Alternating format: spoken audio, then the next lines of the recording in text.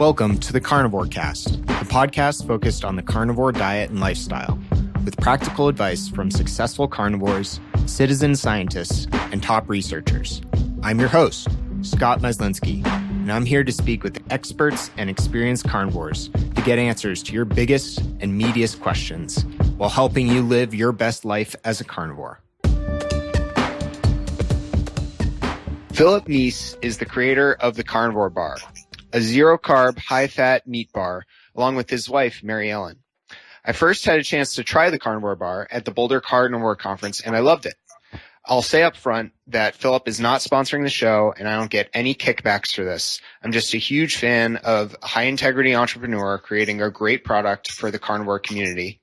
Phillip is also a combat medic, having served in Afghanistan in 2011. He was inspired by the horrific nutrition from the soldiers he cared for, and that he sees now everywhere as a civilian. Welcome to the show, Phillip. Hi, Scott. Really excited to have you here and chat a bit about the Carnivore Bar, your story, and things like that. But maybe we can just start with, in your own words, what is the Carnivore Bar? What makes it special?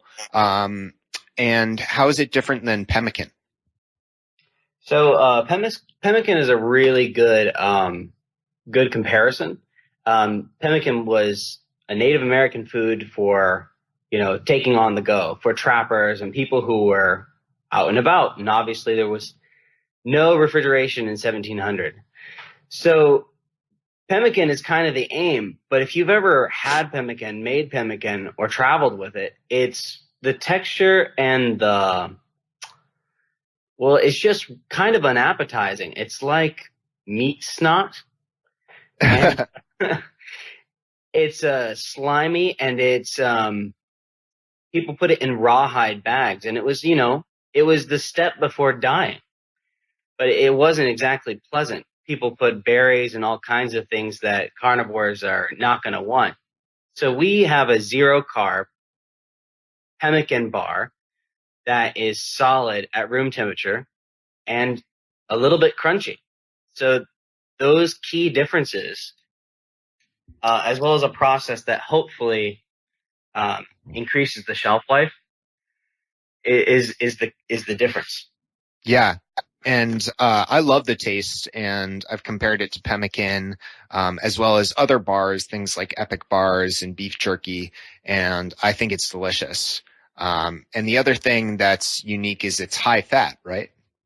Oh, yeah. So our macros are about 80-20. I based that basically on interviews with Michaela. That's what she said. She ate ground beef and tallow. And so I was like, that seems like a reasonable place to start for a bar that's kind of designed for people who have hypersensitivity. Yeah, that makes a lot of sense. And what drove you to make the Carnivore Bar, Phillip?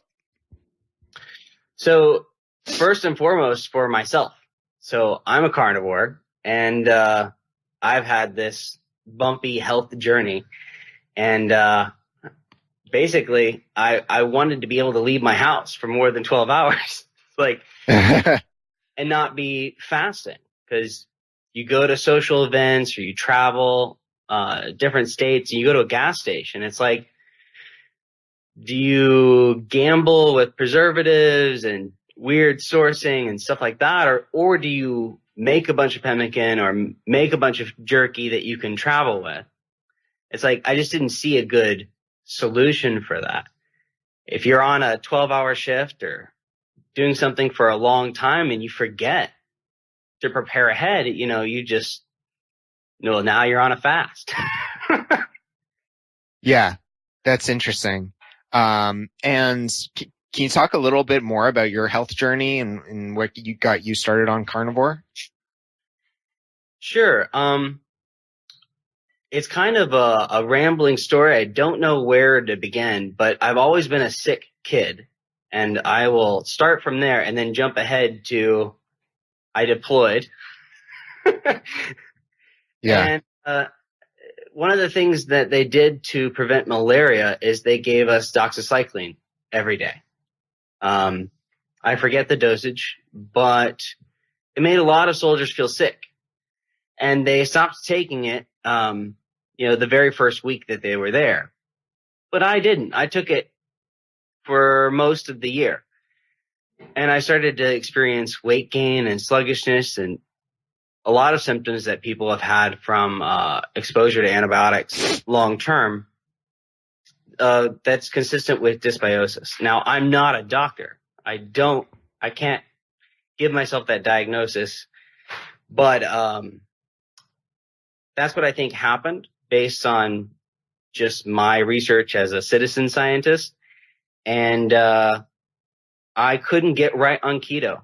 I had cravings. I had all kinds of just uncleared up random health issues, and nothing worked. I tried literally everything I could think of, and then I found carnivore, and everything got better. Yeah, that's great. And thank you for your service, Phillip. I really appreciate that. Pleasure. And I'm curious, when you talk about going carnivore and the inspiration of making the bar, I followed along just other entrepreneurs who start in the food industry, and it seems like a crazy mess of approvals and getting things shelf stable and making sure they're safe for human consumption. It can seem like a major journey. And so I'm curious, where can people, find out more about the status of your project and the status of the bar? Well, Kickstarter is definitely the place to go. It's just the Carnivore Bar. And the idea with making a bar for sick people, people who want to, try an elimination diet as a part of a plan to get healthy, is not including any preservatives, not including any of those things that make approval much easier. So without preservatives, without additives, without homogenizers, without chemical compounds to make the processing fluid and easy and consistent every time, the challenges are huge. This is a very expensive endeavor. And I think one of the reasons that it hasn't been done yet is because, it's a total pain. It's a total pain. And if you didn't have a really good reason, like your personal incentive, like you were sick, then I don't see why this bar would ever exist, because, it's a lot of trouble to go to for a bar that, just tastes like meat and doesn't have any fancy flavorings. Yeah, and your passion really comes through, and I think I followed along with the Kickstarter and chose to support the bar after trying it at Boulder. And I love how in touch with your supporters you are, giving these updates. It's so clear that you're not in it just to make a quick buck. You're really passionate about delivering this product that will improve people's lives, which really comes through. And I know you're last I checked, you're around 45% through the Kickstarter, and there's about 2 weeks left. So folks, I'll definitely link to that in the show notes, and folks should go check that out and support Phillip. But if that time period has ended, where can they find you after that, and where can they support the bar? So I think it's thecarnivorebar.com. And we will, if we're successful in our funding, we'll try to make this a commercial product. And if we are not, then I will support the supporters. So there are certain laws that allow you to do boutique businesses and avoid USDA regulation. But the USDA regulation is this huge, huge red tape. Essentially they treat you like you're raw meat. So, which is good. You want your meat to be safe. However, the barrier to entry for a new company, especially a new company that is not trying to use preservatives, it's insane. So from there, I really was hoping to have an outpouring of support from the community. And I think this podcast is going to do that. Michaela has already shouted me out, and she's hinted that her dad might as well. So if that happens, I'm pretty sure I'll be well on my way. Yeah, that's awesome. And I really hope you're getting the support you need. And Phillip, and the preservatives point is a great point. I imagine that makes it just exponentially harder. But you talked a little bit about the nutrition, that it's 80-20. What other options will be available for carnivores? I know you recently came out with some announcements about that. Oh, that's a great question. So there are little sub-communities in the carnivore group, especially amongst the new people joining this year. The carnivore diet has just skyrocketed in popularity. And so there's a lot of new permutations, kind of clashing with people who've been carnivore for 20 years. And the 20-year carnivores tend to do grain-fed and salt-free. Whereas the newcomers have been, languishing in keto and not getting the results they want. They're sensitive to something. They don't know what it is. Again, I'm not a doctor. This is not advice. But so they have a high fat, grass-fed, grass-finished, 100% grass-fed. There's some discussion about terms, but they believe that quality is of extreme importance. And the long-term carnivores think that it tastes weird and they prefer grain-fed. So, and that there's almost no negligible difference in quality. So the debate rages on between all these little subgroups. And I'm like, I just want this out there. I just want to help every carnivore I can so that they can leave their kitchen, leave their home, and go out into the world and not either compromise their diet or go hungry. Because I feel like that's a horrible decision to have to make every time you have to leave your house. Yeah, that's a great philosophy. So there's going to be both grass finished, grain finished, and salted and salt free. Is that correct? Exactly. Awesome. Well, that definitely leaves an option for everyone. And I guess, what other ways are you incorporating feedback from the carnivore community, and sort of being in touch with your audience? Well, I'm previously not much of a social media user, but recently I've been doing Facebook. I've joined most of the groups online, and just been engaging with feedback. We did samples at Low Carb Denver and at the Carnivore Con. And I've just been listening to people, starting conversations and seeing how I can make this better and meet the needs of the community. That's awesome. And what is a bar going to cost?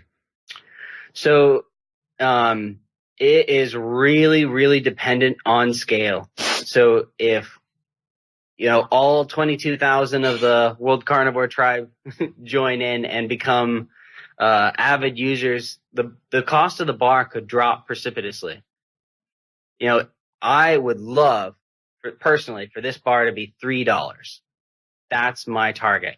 But currently, I think ballpark, realistically, somewhere around $5. But I could eat this every day if it was $3. Yeah. The current problem is now it's like $9 to $13. It's like, I can't afford this my own bar. I can't create it. Yeah. It's like, and sometimes, if you're a carnivore, you could eat 3 or 4 of these and it wouldn't be a problem, just like you can eat a giant plate of ribeyes. So if you can imagine a plate of carnivore bars being like $13 a piece, it's like, no, that's not going to work. I have to, I have to scale up. Yeah. For it to be worth anything. Yeah, and it's all relative. I mean, when people are on the go and traveling, I feel like a lot of times you just have to accept that you're going to pay more for stuff. Yep. And so there is the convenience factor as well. It's not always fair to compare it to, like, buying a steak or buying ground beef. It's something that, you have to compare it to, I'm going out to dinner with some friends and, the steak I get at the restaurant isn't going to be big enough. So this will help me round that out or something like that. That's a fair point. That's a fair point. And what type of care do you take in creating the bars? Can you just talk a little bit more about the process of manufacturing? So, I have been recommended by lawyers to keep the manufacturing process a trade secret. Now, for me and my objective with the community, it's really terribly inconvenient to do this at home. So I don't see any reason why not to share it. However, the lawyer pointed out that if I need help from investors, I need to run, quote, a business, not a charity. And that means that I need to keep the trade secret, the process of trade secret, so that investors will come on board so I can make this bar affordable. So the machinery needed that I need to do this is quite expensive. So I don't know if that's answering your question, but Yeah. I've been more around like making sure that it's not contaminated with anything, making sure there are no additives like you talked about earlier, making sure that, you know, a lot of people on a carnivore diet have extreme food sensitivities, spice sensitivities, things like that. And, you know, can't tolerate things that are commonly used as binders like citric acid and stuff like that. So I guess how do you get around, how are you making sure that, you know, this is a really clean product that won't irritate carnivores? Right. So on that regard, on making sure not to set off sensitivities, currently we're getting meat from US Wellness, and their whole stick is high quality, ultra high quality. You know, it's in the name. They want wellness. So their whole objective is wellness through meat, you know, and other stuff. But for the purposes of going carnivore, you know, our objectives align perfectly. Is that they don't use any additives, they don't use any pesticides, they don't use any feed. It's 100% grass fed. And as far as making the bar, just the insistence that nothing else be added keeps it naturally clean. So scaling up is going to be the challenge. People are asking me to add mixed, it's the vitamin E. I always butcher how to say it. People can Google it. Vitamin E. So you can mix it to food and like extend the shelf life and prevent oxidation. And you, like you said, binders like citric acid to make it more homogeneous and achieve different objectives. But all those additives, you know, they achieve specific things. You know, every time you take out an additive and say, no, you're on the blacklist, you know, I suspect you of causing a symptom, it adds a huge manufacturing cost to that. Right. And what is the shelf life of the bars currently at? So it's all anecdotal at this point. I've never seen one go bad.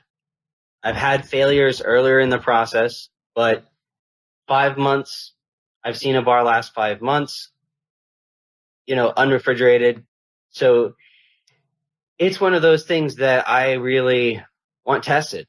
Like before I open my mouth and say like some big number, it's all speculative at this point. I will say that Pemmican has been known to survive for 50 years. Wow. That's amazing. I'll make sure to eat the bars that you sent me within 5 months. And can you talk a little bit, we've talked a lot about the challenges that have come up in creating the bars, but I guess how would you describe kind of the philosophy of your company? You know, how are you thinking about just the vision for the Carnivore Bar? I know probably day to day it's easy to just be trying to put out these fires, overcome challenges, move the bar forward, and probably feels like you're hanging on for dear life financially. But stepping back, how do you sort of think about the vision for the company? The vision and philosophy has kind of emerged. First and foremost, I just wanted to help people. Like coming from a position, being a soldier and seeing horrible nutrition just completely derail and destroy the ability of soldiers to, be functional. I want to do something. I want to do something against that. I want to do something to make this way of eating, which I see as an antidote to that, that corruption, more available. Because right now, it's gaining popularity, but for some people in certain circumstances, it's really quite impossible to be 100% carnivore, because of travel and because of the portability issue. Not everyone has weekends off that they can spend baking pemmican in their oven. It's like, and if you have to go to work and you have long shifts, that's going to be a problem for you. So my philosophy, I think, given with the grain-fed decision, salt and salt-free, grass-fed, grass-finished, is ultimately, I think, to put people first. Because whatever camp you are in, it's like, if we don't save the people, if we don't help people, then what is it all for? That's awesome. I really like that philosophy and that idea, Phillip, and it's really clear that you're living it. What else would you want folks to know about the Carnivore Bar, or where else can they find out more about you? I know you recently started an Instagram account, and I'll definitely link to your main website and the Kickstarter in the show notes. So we have a Twitter account, Instagram account. My wife, lovely Mary Ellen, is basically doing a lot of that. Just because she is great with social media and I'm terrible at it. I've already made a couple spelling errors, as is evident on my Kickstarter, but it's one of those things. You can find me pretty much anywhere. I am on Facebook a lot, trying to answer questions. But my objective is really just to get this out there, not only for myself and for my wife, but also for anyone who this could help. Because I don't think there's anything like this. Yeah.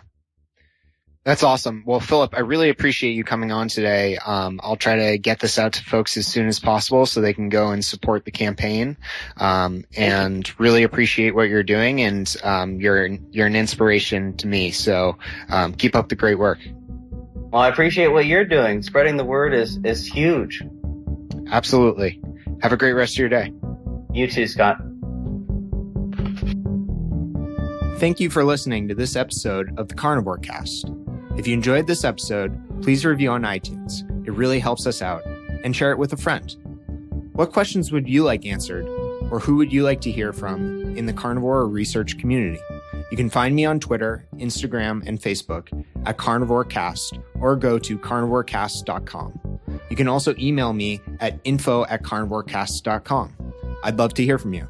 Until next time, keep it carnivore.